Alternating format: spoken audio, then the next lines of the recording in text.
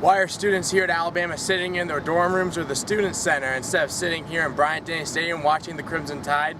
Find out next. For the first 3 weeks of the college football season, every SEC team got to play a game in front of their home crowd, except for defending national champion Alabama. Students in Athens, Georgia, Baton Rouge, Louisiana, and Oxford, Mississippi all got to enjoy some hometown tailgating, while Alabama students and fans had to wait.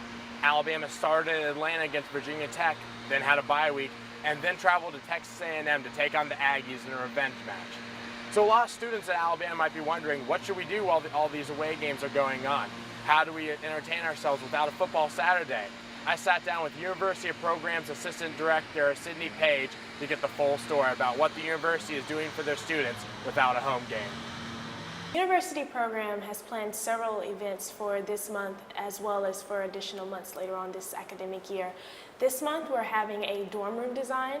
We're also going to have a craft night extravaganza. We'll be hosting a screening of the Zero Dark 30 documentary, as well as having a International Expressions night, which will celebrate Spanish heritage.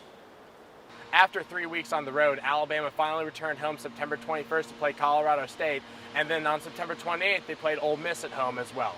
I also talked to Paige about what the university was doing for students on those game days if they may not have a tent or a personal tailgate to go to themselves.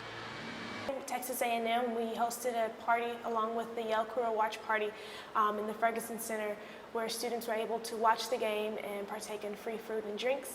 And we're also going to host tailgate parties as well as other additional watch parties throughout the football season.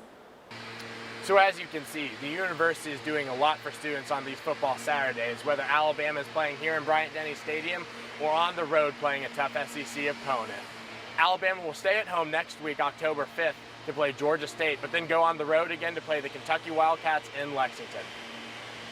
For TCF Sports, I'm Baker Leyman reporting.